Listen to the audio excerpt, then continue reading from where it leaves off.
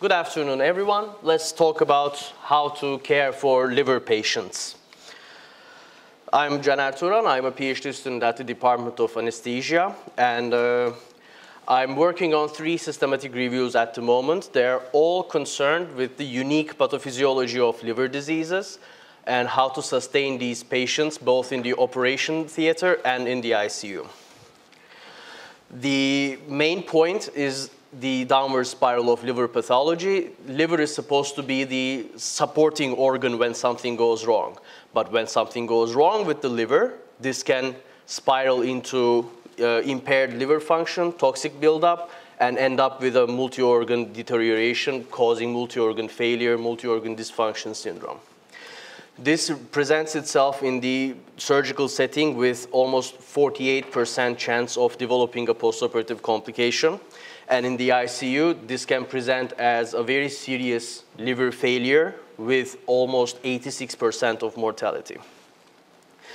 So we have designed 3 systematic reviews to answer 3 questions in the surgical setting and in the ICU setting.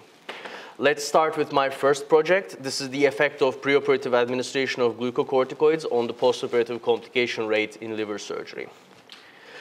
The manuscript the draft is complete. We need to look back at the supplementary material to redraw some of the tables, but that's it. We are hoping for publishing our study at the Annals of Surgery, which is the world's 2nd biggest surgery journal.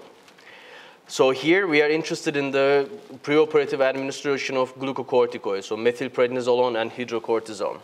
This is done by giving a single high dose IV before the surgery, or perioperatively in a decreasing dosage. Our aim is here to see the efficacy of glucocorticoids in reducing postoperative complications. We are primarily interested in the overall postoperative complication rate, so any kind of complication that can develop. We completed the systematic search with the following search key on 3 databases, and here is our PRISMA flowchart. We ended up with 11 eligible articles for our systematic review. Our primary outcome, the complication rate, we have seen that there is a tendency for steroid administration to reduce the complication.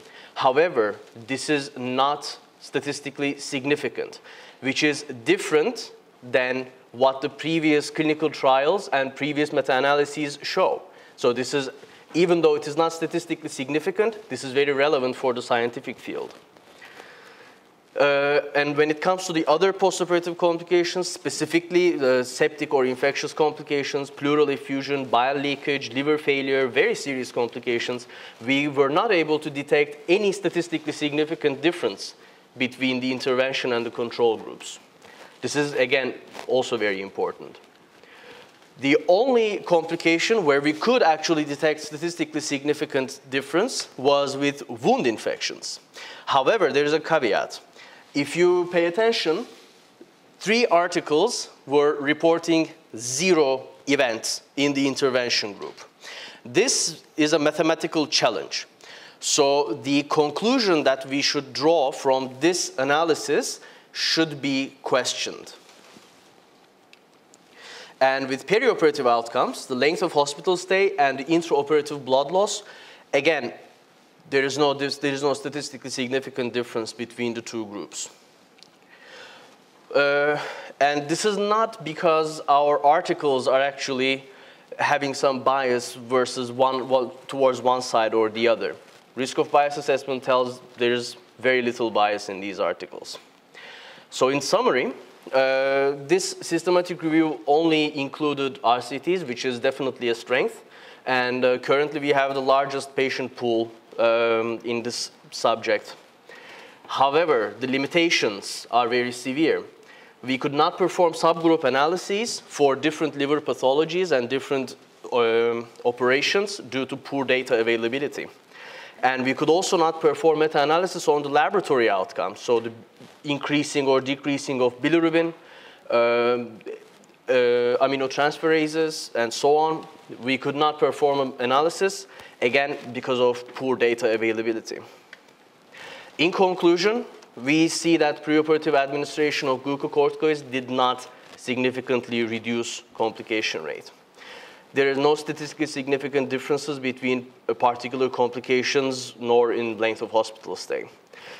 So the level of currently available evidence is definitely insufficient to draw any conclusions regarding the use of glucocorticoids in this setting. In summary, the implication for the practice, there are recently made recommendations by reviewers and trialists supporting this intervention to reduce complications. But we think that these recommendations should be reconsidered in the light of the new evidence we are providing.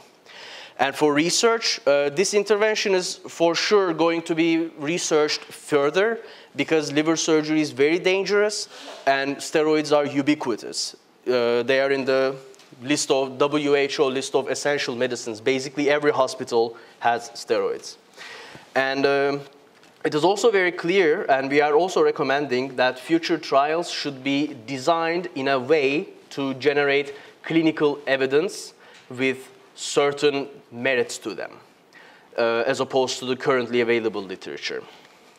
My second project is about goal-directed fluid therapy and its effect on the complications of liver surgery. So here we would like to see whether patient management during an operation with GDFT will reduce complications. This is my second project by number, but by chronology, it's my third. So right now we are revising the Prospero because here we would like to see the efficacy of GDFT. We are interested in the overall complication rate. However, we have 25,000 results in our systematic search. And we could perhaps go back to our Prospero, go back to our PICO, and redesign some of the aspects of this study. And my final project, and the second project by effort, is the hemadsorption therapy for critically ill patients with acute liver dysfunction. Now, this is concerning patients in the ICU who have developed liver dysfunction, because this is extremely dangerous. If a patient is developing liver dysfunction in the ICU, as I'd like to remind you that the mortality can go almost up to 90%. This is very dangerous. And hemadsorption is a novel strategy to purify the blood from toxins, especially those toxins that either the liver is producing, the failing liver is producing, or the liver is unable to clear from the blood. So here we would like to see all currently available evidence. We would like to summarize and synthesize them to formulate some hypothesis generating arguments for future trials. Because again, this is a novel strategy. And in this study, we are mostly interested in mortality, liver function parameters, and cytokine levels for patients who are critically ill and they have acquired liver injury during their stay in the ICU. We have completed a systematic search with 5 databases. We have 27 eligible articles for this project. And we also have some preliminary results. So we see that after hemadsorption therapy, these patients have significantly reduced levels of total bilirubin. And total bilirubin in this context is a marker of liver function. So this is good news for the patients.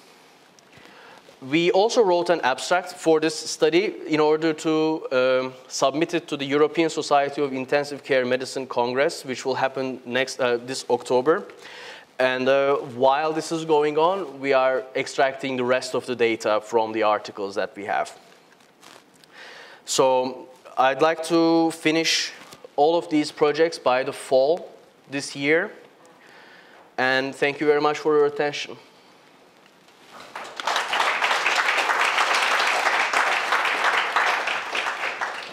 Congratulations on your great presentation. Thank you. On your first topic, you mentioned that in the first results you had no statistical significance, that it was different from what previous meta-analysis shown. Mm-hmm. So what do you think were the reasons for these different results that you had from these previous ones? So, of course, the most important thing is we have almost twice as many patients in this study as the previous one.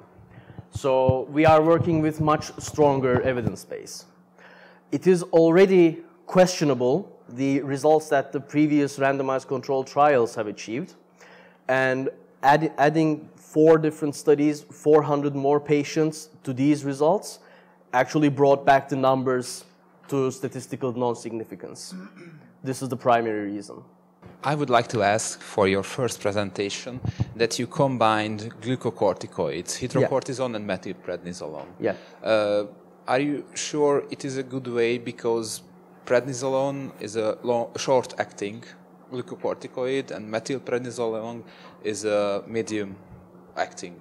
And if there is a blood loss during the surgery, it's even more enhanced. Mm-hmm. Actually, one of the previous systematic reviews on this subject was published in the Frontiers of Pharmacology. And based on their preliminary research, they have reported that the difference between the mechanisms of actions and the efficacy of prednisolone and hydrocortisone in this context might not be as important as they are in other clinical contexts. So, of course, in the future, we should actually see some pharmacological research specifically focused on liver surgery and this prevention aspect regarding the steroids, but currently it is out of the scope. Thank you.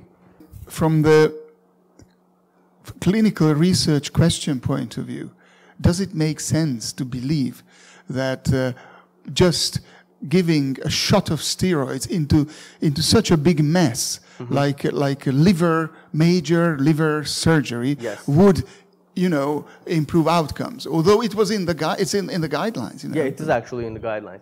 Okay, this is actually a really interesting point because we know that complications after liver surgery are maybe not exclusively caused by, but definitely exacerbated by dysregulated immune response. And we also know the immune regulatory functions of steroids.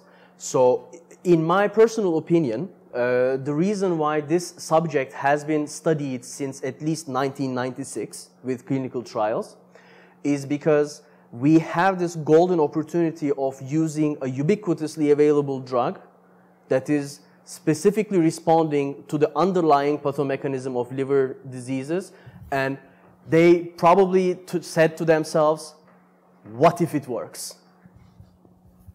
Yeah, it's all about right patient selection. Yeah,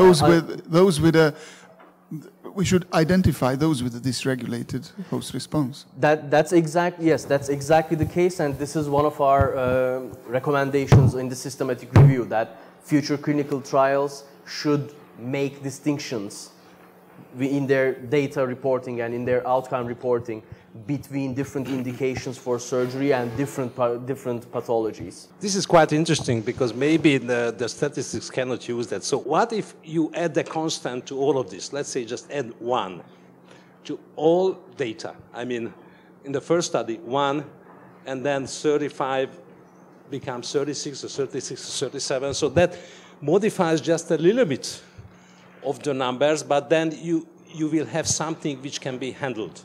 Mm-hmm.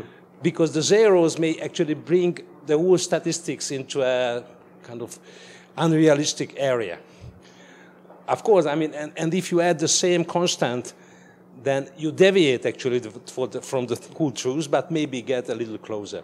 Well, the other thing, what actually you also said in the other study, I mean, in your first one, is that the numbers are still relatively low compared to the differences. So maybe this difference is coming just from the small sample number. I mean, that you include 2 more studies, you get a significance. You include another 2, then you lose it. I mean, we get it many times, actually, when we did single nucleotide polymorphisms. This is a kind of also a kind of problematic thing. So I mean, there is an absolute must to have more data at the end. But you may try just to add 1 to all the numbers, and then you make your test, I mean, redo your test. That just I think to see what happens. I'm not the best in statistics and math, but to me this doesn't sound very crazy at all. Okay, thank you.